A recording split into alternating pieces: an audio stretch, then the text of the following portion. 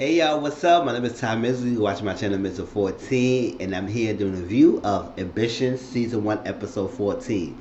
Yes, been late, so this has been late. It is that this holiday weekend, I was off this couple of days, so I just wanted to make sure I want to enjoy my holiday because I only get a chance to enjoy my family. So I decided to say after everything's done with, I can get back to my videos and get to it. So after this one, I'm gonna be doing Sisters, and I gotta do the second part of Love and Marriage, Huntsville. So stay tuned to my videos, y'all. All right, let's jump right into it. So I'm gonna start with Bella and Evan. They sit there, they sitting in a room, and the doctor's checking on Joaquin, and Bella is so nervous. Say what's going on? What's taking so long? Basically, they just check on Joaquin to see if he's okay.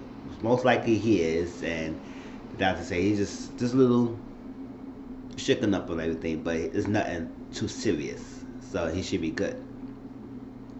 So after the doctor left and everything, Evan is still like, he still want to know how this happened.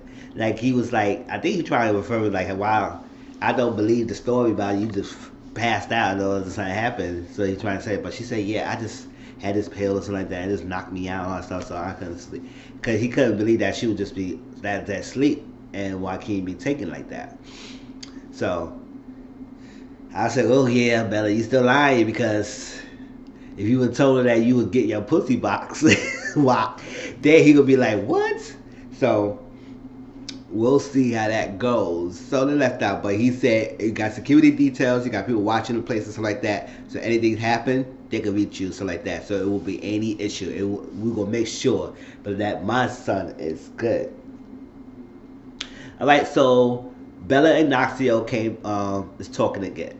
Came back. Naxio came back from Brazil, and he's talking to Bella about different things, the logo, the different things, her fashion, and she make the dresses and all that stuff.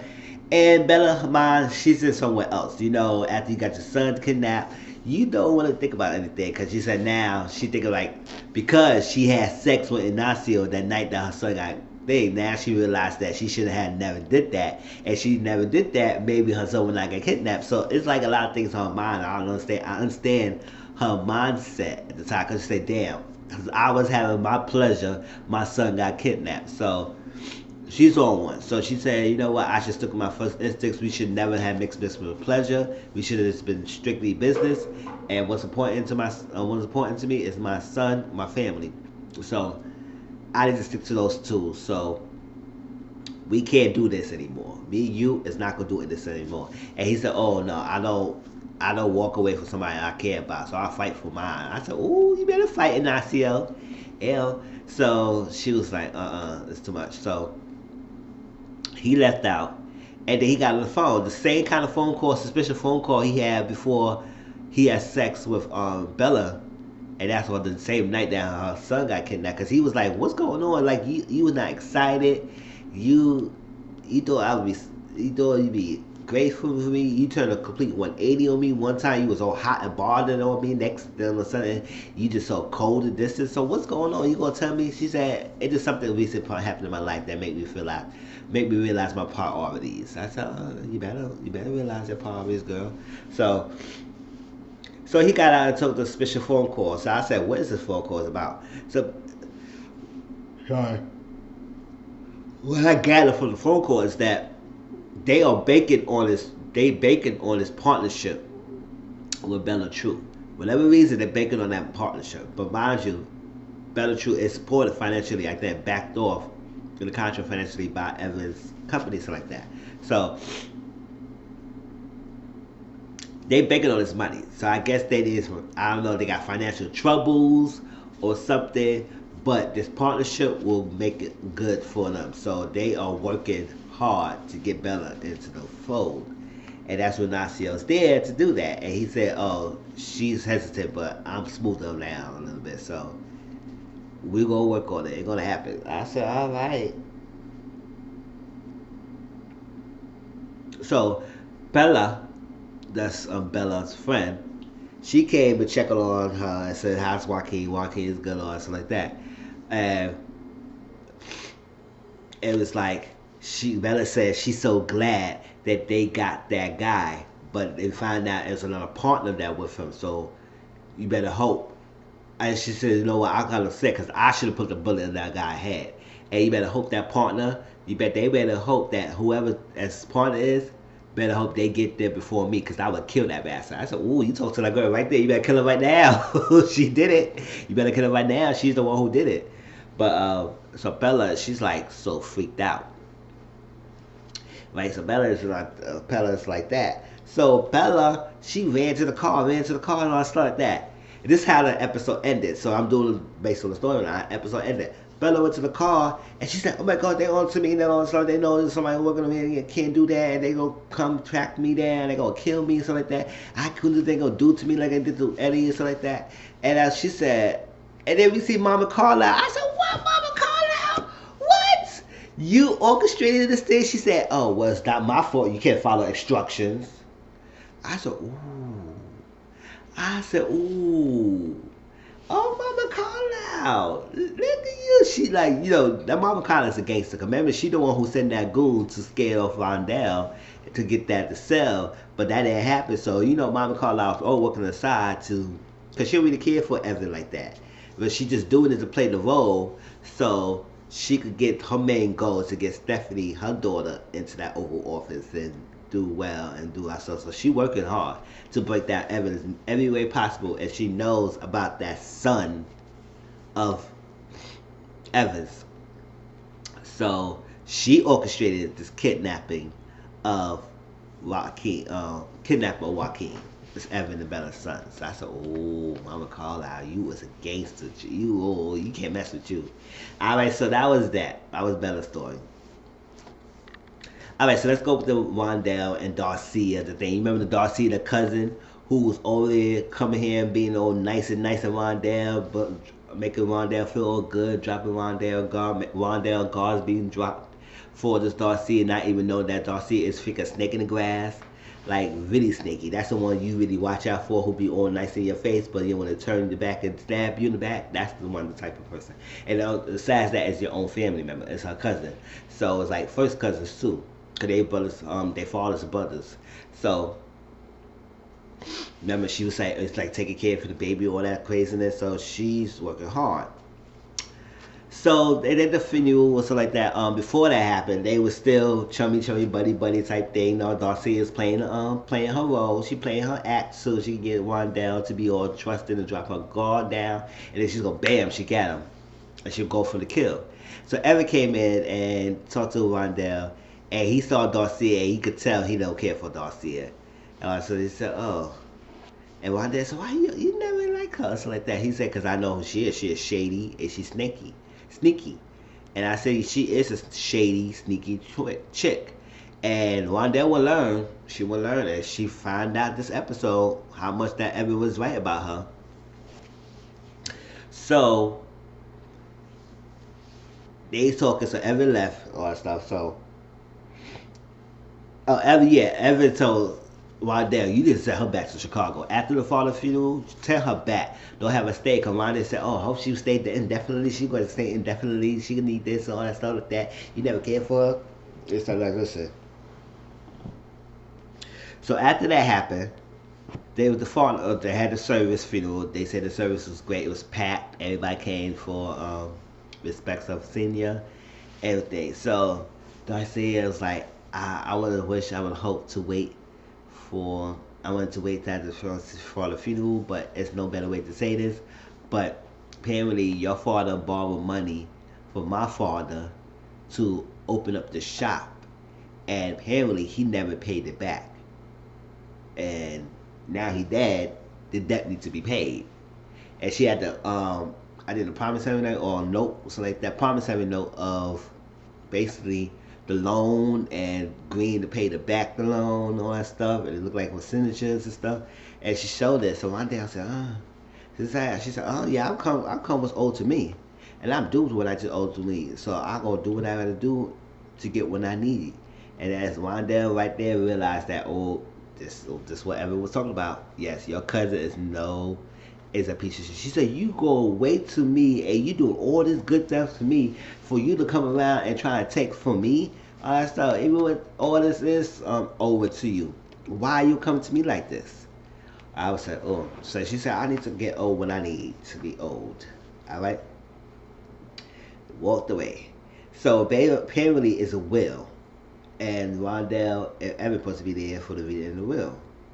But Rondell went to Evan's place because this was the Carlisle's family dinner with Evan and stuff. Came.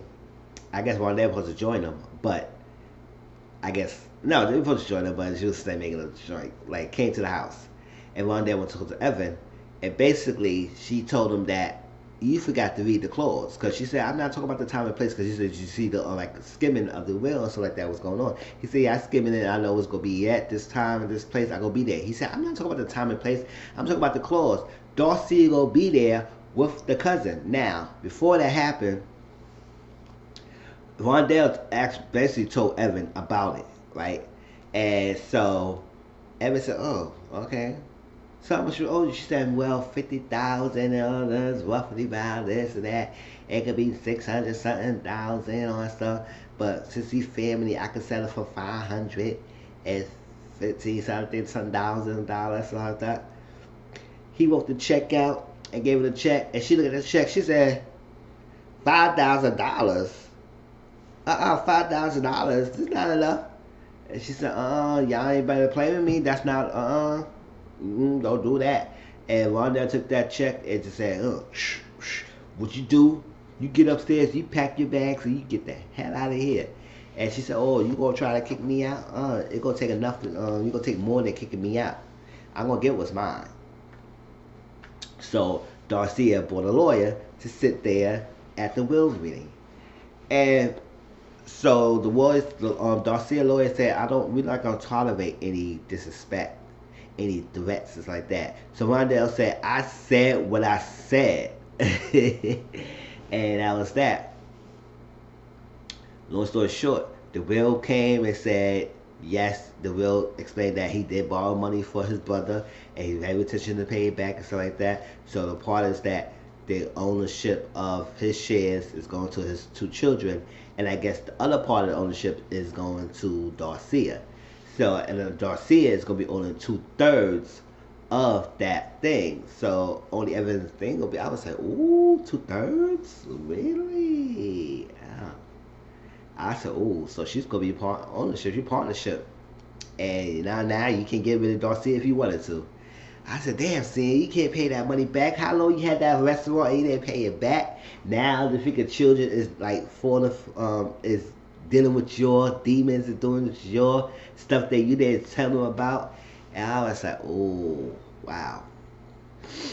We'll see how this goes, but it seems like Darcia is not letting go, and she's gonna be that freaking fiery, into your face, get into you, nag at you, dig at you to get what she wants. That's because you don't want to want. So we'll see how that goes. Now let's go with Stephanie, right? Stephanie's pissed because remember last week she saw the last episode. She saw the cufflinks at Bella's house, so she was asking Evan where he was at and all that stuff, and now she put the two together, and they realized that she's pissed. So she's in her office. She looked at the wedding picture of her and Evan, and her mom came, Mama Carlisle, who's Irene. Her name is Irene, and she was like, "Oh, what's going on? You didn't sound so well on your phone. It's like, what's going on?" And basically, Stephanie found out that Bella and Evan have an affair. And she said, I got this girl. I came, made her what she is. I put her on. She doing this dress. And then she going to have a nerve to sleep with my freaking husband. And Mama called and said, you said like you more pissed off at Bella than you typically Evan. She said, girl, there's some other things I got pissed off about him all about. But this girl, she know better on stuff. I said, girl. She didn't care about Evan because, he did his thing. But Bella, for her to do that to her, that's what she pissed. And then she got the nerves to let me read the contract, and I read the contract and find out who is the funding of the thing. It's the West Side Group and all that. She's mom called out and said, is that the freaking funding that your Evan has for campaigning and stuff like that? She said, yes.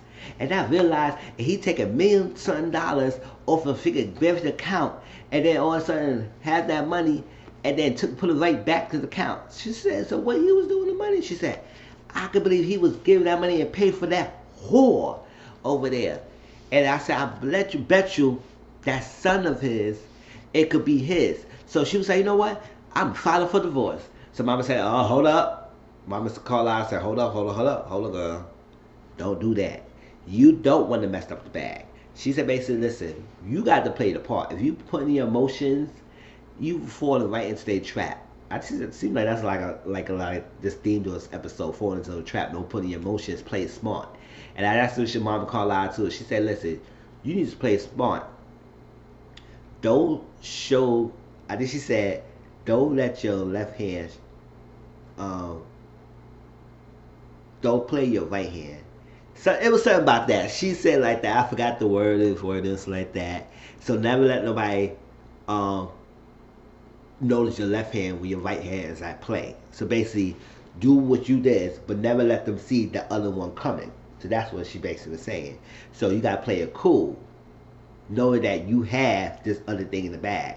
So basically, so Stephanie said, you want me to stay with him after he do this and humiliate me and have an affair, all that stuff like that, and stay around so you can put him in the office? She said, who said I want him in the office?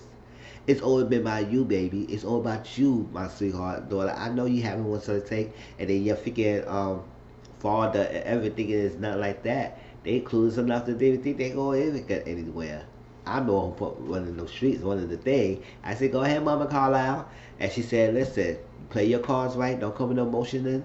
Don't come with all that emotion. Keep level-headed. Play smart. Think ahead. Think about the end goal. And don't force your emotions. Like, let it be. Be calculated. And she said, do what you got to do. But play your cards right. Play your right hand, but don't let them see your left hand. I said, hey, you better. And that's that. So Stephanie started smirking and stuff like that. Mommy put some wisdom on her. Yes, mommy know what she's doing. She know what she's saying. You gotta do what you gotta do, right? So then she told her father. The father got some business thing, and he said, I'm tough for you because you know I'm always tough for you because the world's going to be outside. It's tougher. I know you got it in you to be like us, like that, but I always going to be that hard on you. And he still got to get that deal passed because Novak, the person who was Greg, I think Greg father, something like that, whatever, that that Steve is working for or connected with, he want that deal. So he needs to have that deal happen. And so that's that. He has something else going on. So he said he was proud of his daughter, and he knows she got it as a call out. And that was that. So they had this dinner, favorite dinner, and they was talking, and they was talking a lot of things in front of Evan. Evan was getting so heated because they were talking about the casting. They said, there was people saying, who was that freaking girl with the freaking hat? Throwing her stuff at the casting. You know, she's the one who taking her hard. Oh, Cynthia, I can't. He take my baby away from me. He take my baby away from me. I can't. I'm take me down. Take me down. You know how those people in the wedding they get all crazy. And you be sitting over your eyes and say, oh, Lord, it's dramatics. Like, girl, you was even freaking favor him when he was alive. Now you all of a sudden day you want to be all throwing it. Oh, my God. Why they think about you? Why they think of Jesus? Stop it, right? So they was talking about that, but Father Carlisle wanted to freaking do business. I mean, he talking about that. You know, we need to get that thing concession stand going on. He said, I know you ain't trying to do that when my father's there. He said, listen, Mama Carlisle said, you know, I hate when we talk about business at the freaking table. And then Evan got a mother, and she said, oh, no, you talk to my mother like that. And so it was going back and forth with this band. So like, and that's when Rondell came and told Evan about the will reading and who's going to be there. All right, so apparently somebody leaked the damn email of Hunter Pure email. And so now the whole companies in that world, they fighting, they trying to get their partnerships. A lot of their partnerships they have was backing the Purifoys or backing away from them. Lori is disappointed in her father about this email that he sent because now it doesn't look good in their company. Titus is fighting for hard and stuff like that. And crazy. He think that Stephanie is the one who leaked the email, and Stephanie blatantly is going off saying, I did not leak the email. I did not leak the email. So we don't know who deleted it. So like that. But she keeps saying she didn't delete it. That she did not send the email. But she said, well, I don't know why you still working for him when you know he played this. He admit that he talking in the black African American communities and increase the dosage for nigga get addicted. And that was that. And he confronted her, and Stephanie said, I didn't do that. So they was talking back and forth, And I think he was trying to play tricks on Mama or say something. He said, I think about divorcing Mama. And she said, oh my God, I was always wanted this to happen. I so wanted this to happen. I was dream of. It's like that. I always dreamed that you would be lonely and freaking alone and pissed off and grow old and nothing like that with nobody. He said, what was this? She said, you think I wasn't trying to run back to your arms after you did that to me? No. And he said, well, you trying to get in bed with me? She said, yeah, if I ever wanted to do, if the only way I would get better with you is to get back in the Marva. So it's nothing, I have no love for you. I have no love for me to love you like that. I said, oh girl, you better, you cut deep. So that was that. And they left out, and they was all thing. Lori and Titus started having a conversations back and forth. She agreed that this was a dumb idea of her father did, but she still always gonna make it, always gonna protect her father. And she said this company was not built on being a Boy Scout; it was built on some dirt and stuff going on. So my father's son footsteps. So let you know that there's other stuff out there that you might get discovered. And that's what we realized, how the discovery got leaked out when it's not supposed to be leaked. And they realized and said Stephanie and Lloyd said, I'm gonna get her. And he said, no, don't go on emotions.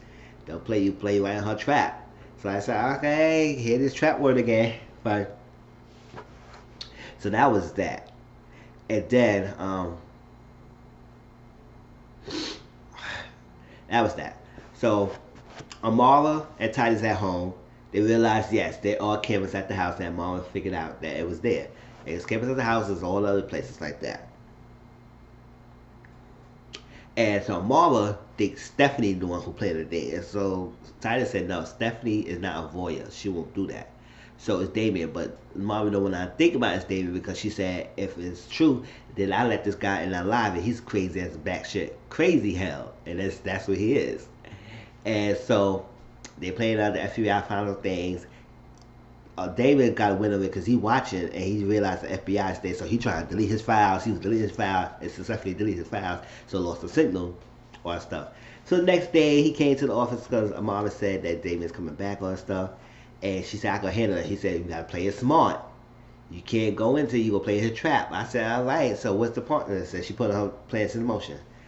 She know that Damien got some feelings for her, so he so stalkerish kind of some stalkers kind of unhealthy, crazy obsessions with her mother.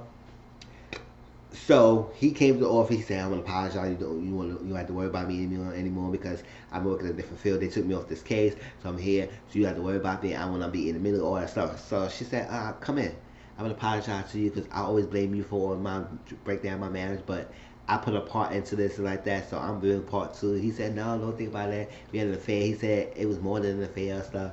And she said, Titus is so jealous. And so one time he held me down and made me swing your name. And when I swing your name, he locked me in the closet.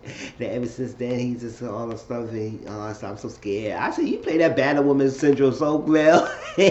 So goddamn, wanted me to protect her or something like that. He said, he would never be the man that you need to be. Let me be the one or stuff. So that was that. And the next time he came to the office, he overheard her on the phone. I guess a fake phone conversation to her mother. He said, yeah, Titus is doing this, and he did this, and Titus did that, and I can't do it because I'm the one who messed it up, and he's so upset, and I can't change it.